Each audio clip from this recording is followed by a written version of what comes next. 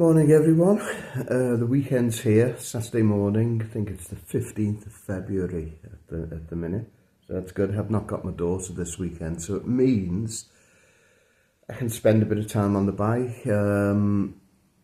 I've got some things ready to go on today. My first main job is to do fork seals. Got some nice new fork seals here. Replace the fork oil, clean the brake caliper, put on a new speedo cable. I need to lubricate that first. So yeah, so I've got things to keep me busy over the weekend. I'll also, hopefully, at some point, so I've been thinking of kind of videos, content to do. I've got to do things, like I say, I only have limited time on the bike due to work commitments, childcare commitments, but I'm also going to do some product reviews if I can. Not that I have many products to review, but I have recently acquired one of these. Probably can't see that very well. It's a Beeline Moto. A tiny little sat nav, which is nice, very discreet, particularly if you've got a more kind of like a vintage kind of bike vibe going on. And I have to say, I need something like this. I was thinking about it, and as a young man, because obviously I've ridden all my life, ridden motorbikes all my life, and as a young man, I used to go everywhere on the bike, and I used to, touring Scotland as well, up. And I used to, in terms of directions, I used to just look at the map and kind of note things down, put it on a bit of paper and sellotape it to my handlebars, just motorway junctions, turnings, that kind of thing. And it worked. But nowadays, I think it's because we've been spoiled with sat-navs. I can barely go around the corner without using a bloody sat-nav. And I've noticed it, because I've not got one for my bike. And I get, it must be a consequence of getting older. I get really anxious about not being able to find my way. And so I bought one of these things. And I'll let you know how it goes. Dead easy to fit, and it links up to your phone. That's how you get the directions. So it's very discreet, very simple. It's not like the kind of sat nav you have in the car which speaks to you. So it is a visual kind of thing, but it's better than nothing. So yes, I'll do that. I've also been thinking about, I guess, like at night.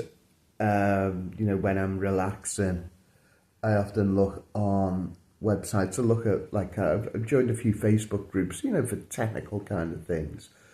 But also I've got one, which is a sucker for nostalgia, old motorbike shops. And I remember a few in Liverpool from when I was a kid. They're always kind of magical places, and yet, it's really sad that, motorcycling is dying in this country, and as a consequence, shops are dying as well. And it's a real shame because there's such magical places, particularly old motorbike shops. There's one I go here in Salford. I can never remember what it's called. I think it's called the Biker's Warehouse or something like that. The old school kind of family run kind of thing, and I like it there. I get my MOTs done there. When I was in Liverpool, I think it's still going. Peter, the guy that ran it, Mersey Motorcycles on the Dock Road, so in the very kind of industrial heart of the city. A little tiny thing, and it was great. Hardly sold anything, but you get any parts you wanted. There is another good one in Merseyside, up in the north end in Sefton, Crosby. Bridge Road motorcycles, and I was there not long ago when I was in Liverpool. I just thought I'd call in and said hello. And they're great places, particularly like sort of if you've got the proprietor who's ran it for a number of years, so kind of knowledgeable about everything. And even if you don't go in and buy it, it's always nice to just go in and have a look. I think one of the things I've noticed is obviously the big kind of showroom bike stores, they seem to have died a death, you know, like your Motorcycle Sissies, Carnells, this kind of stuff. And they were fairly soulless places anyway. I didn't like them. But there is something magical about small motorbike shops, and they always generally have a limited range of bikes. Obviously, they'll do used bikes, but, you know, in terms of the new ones they stock. And what I've found is, I don't know if it's the case, the smaller ones tend to do more niche kind of things, like Manchester Motorcycle Centre, which I don't go to very much. I don't like it.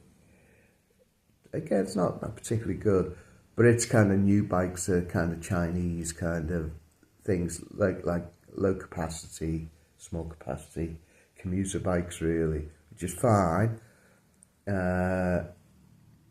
But you know, I think there's a Triumph dealer in Manchester as well. I haven't been there. But yeah, and I was thinking, obviously, that the nostalgia thing, old motorbike shops.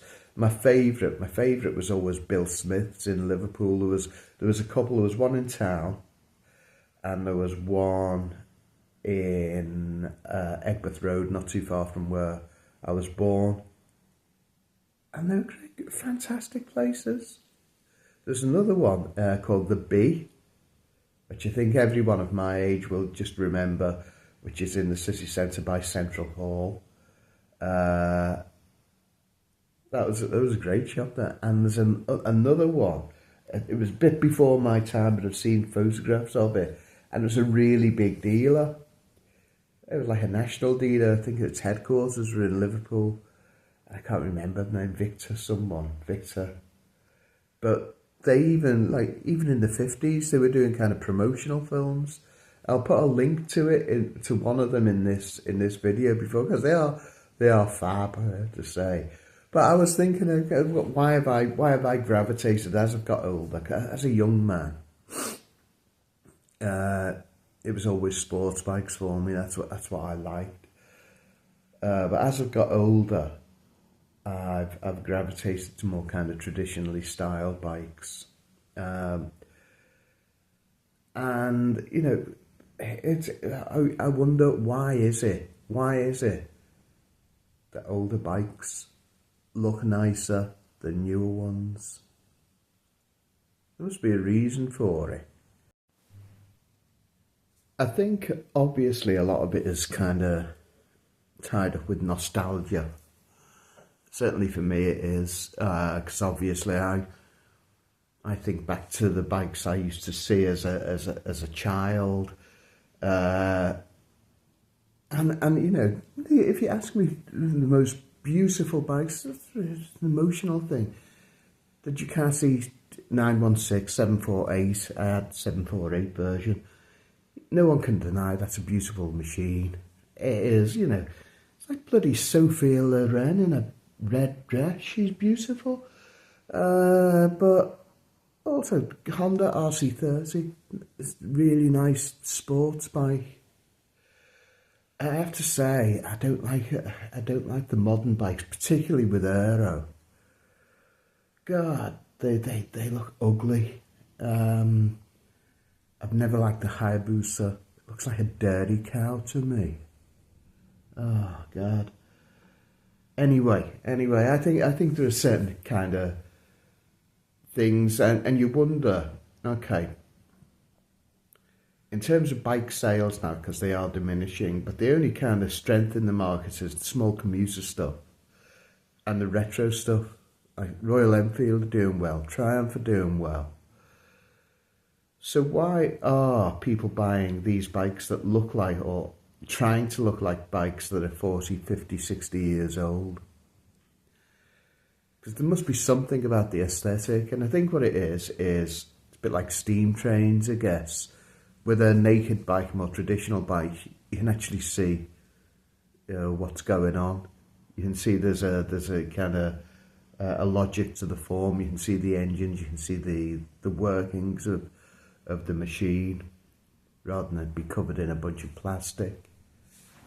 I also personally think that the look of a bike is largely dependent upon the tank, the tail, and the engine. Those three components are the big thing. Modern tanks are too big. They look too big. They are too big. Proportionally, they're all out of shape. Engines, you can't make a liquid-cooled engine look pretty. But God, look at a Triumph Parallel Twin. They look beautiful. And I think that's an important thing, being able to see through the bike, the fact that the engine sits there and there's space either side of it. So you can see through the bike rather than being confronted with a bunch of kind of steel, kind of plastic hoses and spaghetti. And the tail is really important, how a bike is finished off at the end. And I think that's why I bought the 535 Continental GT, and I bought that bike twice. I bought it in red first, then I sold it, regretted selling it. I bought another one in yellow, only because what was available. But, I know it's a fairly modest bike, but it's certainly one of the prettiest bikes you'll ever see. And it looking at it standing still, it looks like it's doing 100 miles an hour. 100 miles an hour, it ain't capable of doing anything like that, but it looks like it is. And out of all the bikes I've owned, it's always the bike that's actually gained the most kind of attention from people in the street. That just come over, what the hell's that? It's beautiful. So yeah, and I think it's interesting, why that is. Why the older bikes look better. So certainly the CB750 that I've got, my project bike, when you look at it, certainly when it first came out, very conservatively styled bike. It was to a large extent trying to emulate the styling of the British bikes that it eventually went on to kill. So it's got British styling. It looks like a British bike. But firstly, it's got lots of technology on there. Firstly, it's got 4 cylinders, 2 more than the British bikes were doing, effectively. And it's got things like electronic start, indicators. It's crazy. But it looks beautiful. And I think the CB750 is one of the most beautiful bikes there's ever been. So I think there's something in that. And I think the other thing that I see, and my exposure to this stuff is generally via the internet and YouTube, I guess, really. But the worst thing at the minute is, because obviously things go in phases, the cafe racer thing. Well, firstly, the term cafe racer, they're all supposedly harking back to the 60s, guys doing kind of record races, or, kind of racing between coffee bars. Now, those guys, I suspect, wouldn't have known what a cafe racer is, and they certainly wouldn't have used the term cafe racer. If they would use anything, it'd be a calf racer. They wouldn't say cafe racer. And not only that, if you look at the bikes, none of the, that they were using, none of them look like modern interpretations of a cafe racer. Because the way people, they get a bike, I'm going to turn it into a cafe racer. That's the worst thing you can do, because you're going to bugger it up and it'll look shite. Oh, God. Because, you know, if you're talking about like a British bike that was used in the late 60s, early 70s to hop between cafes, firstly, it would have been a fairly stock bike. People used to tinker with things, but not to the same extent. They're not going to start chopping things up. They would have had mud guards. Because if you've ridden a motorbike in the UK, it's pissing down all the time. You want mud guards. So this idea of taking mud guards off is crazy. Okay, and the back end. Okay, like sort of now a cafe racer interpretation will always have a kind of fastback, like a single seat cowl. That wasn't the case in the 60s. People just didn't do that. And not only that, you were generally taking somebody on the back anyway.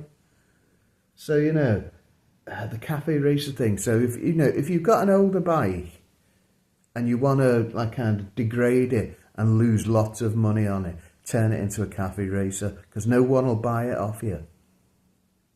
Oh, honest to God. But yeah, anyway. Yeah, well, it's now 8 a.m. I've had 2 coffees, I've had some toast, I've done my blood pressure, and I'm going to go out and buy some stuff and do some work if I can be arsed. Okay, see you soon. Bye-bye.